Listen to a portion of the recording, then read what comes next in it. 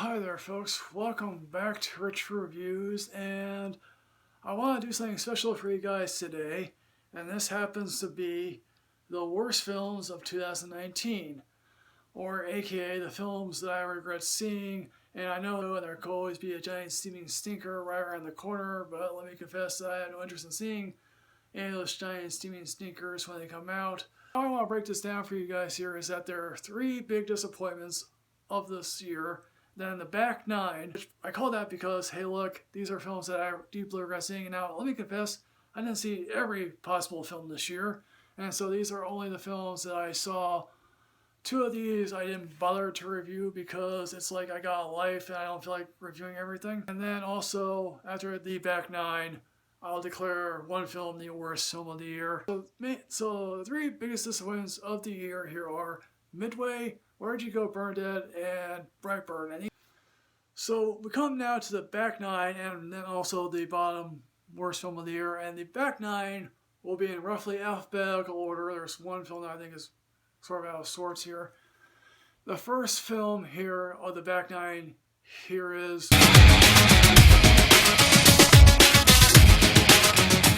yes, A Dog's Journey. This is the one film I didn't review on this channel because I got better things to do. And here's the thing.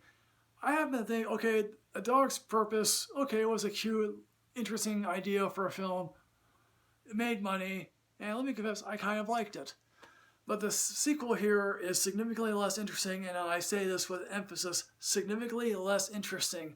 Here's the thing, in the first film you feel something for the owners that had the dog, or at least in the spirit of the dog. Here it's just one owner, and then the dog that's chasing around, granddaughter of the owner. And also, here's the thing.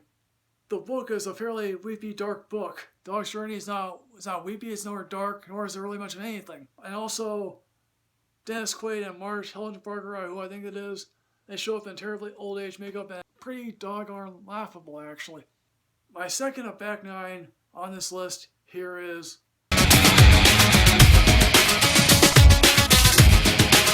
yes, it's Burning Kane, a late entry into this list. And wow, what a stinker this proved out to be, in which, oh yes, and people have gone out of their way to praise this 17-year-old. Here's the thing, I hope this director makes more films and proves his worth because he's incredibly young. But this film made no sense. It's barely a completed film at 73 minutes, because 73 minutes is not a completed film. A 90-minute film is completed. 73 minutes isn't. This cast goes nowhere.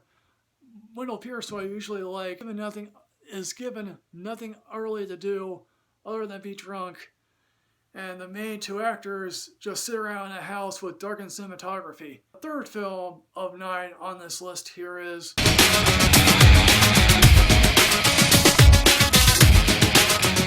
yes, Dark Phoenix. And let me confess here, folks, I am a deep fan of XMen The Last Stand.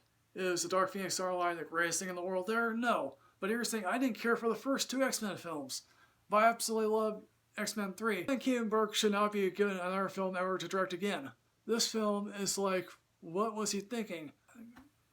So here's the thing, folks. Ty Sheridan and Sophie Turner are a different level of actors than, say, James Marsden and, Famke Janssen. I felt something from Marsden and Janssen, even though I know they weren't given a whole lot to do, but I felt no great passion between Sheridan and Turner. It all off.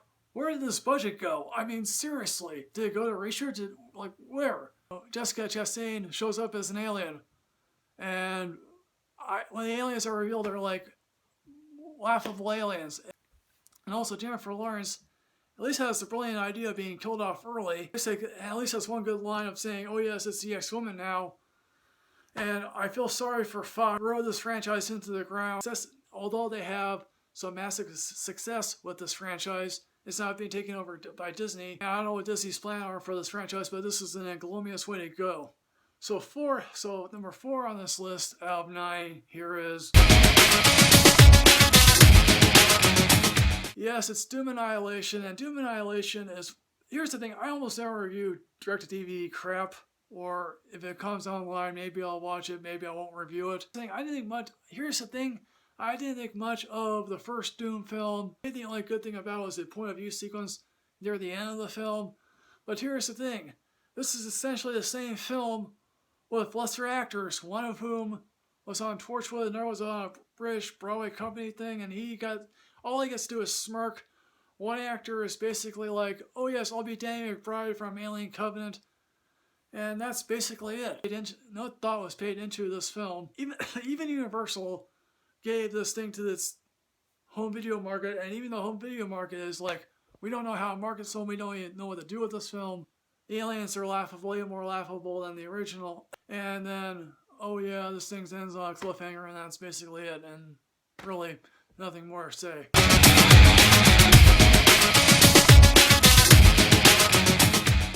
Yes, it's The Dead Don't Die. And here's the thing, I respect Jim Jarmusch as the filmmaker, and I happen to like Only Lovers Left Alive and Broken Flowers.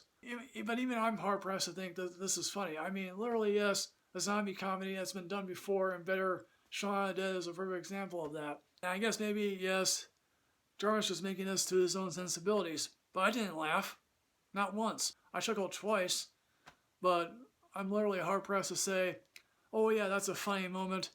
I walked out there, my head held downward, and I had a long walk back to the car, muttering to myself, if you're an absolute fan, congratulations, I have to pay $12 for this. Now, number 6 on this list here is...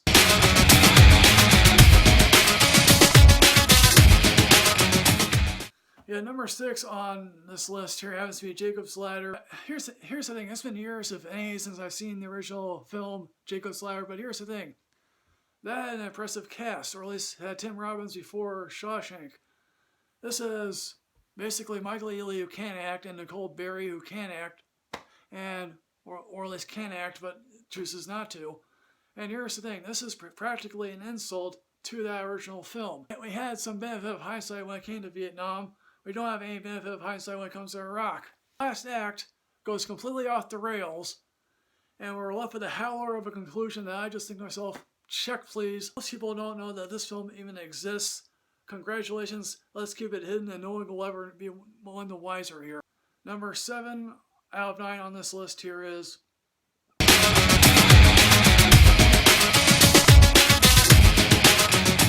Yes, number 7 on this list here is Polaroid. I have completely forgotten who was cast in Polaroid outside Mitch Pileggi.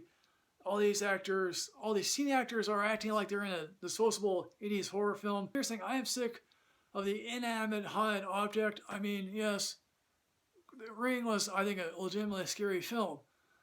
Outside then, no, it's all jump scares and no tension whatsoever. It's a Polaroid camera. I mean, yes, some people are absolutely fans of Polaroid cameras, but much as I like Polaroid cameras, I'm like, I wouldn't want to make a haunted film out of it. Apparently, this also was the victim of the Weinstein scandal. Apparently, this was slated to be on the Weinstein slate in 2017. It then got pushed back indefinitely, and Netflix was going to pick it up, and then that sort of got shelved, and then it made its way to Germany, and then in a couple other film festivals, and people just can see how rotten a film this is. My 8 on this list here happens to be...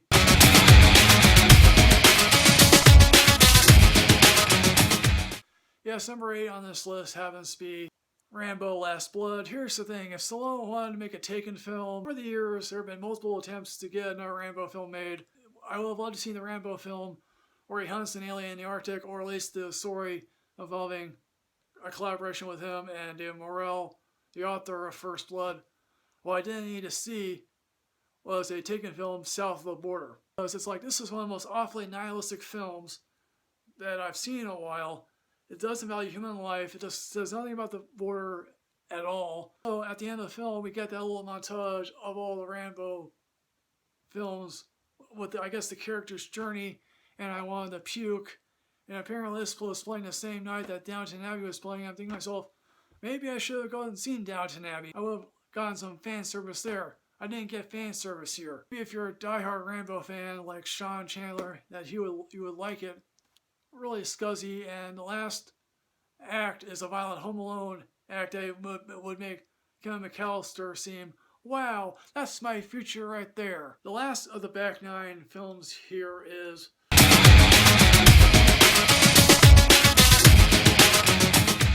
Tall Girl, And here's the thing, this already has a flawed premise to begin with because, hey look, a 6 foot tall girl can't find love.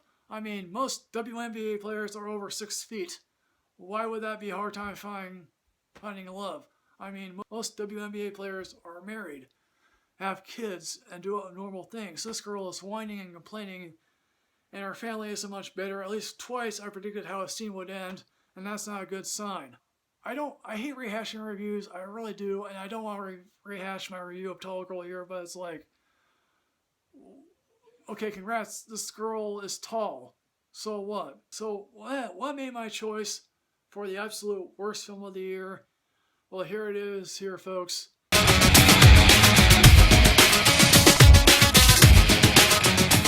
Yes, my choice for the worst film of 2019 here happens to be The Beach Bum. Now, here's the thing. I know some people that absolutely love this film. Congrats. If you find that to be your thing, congrats.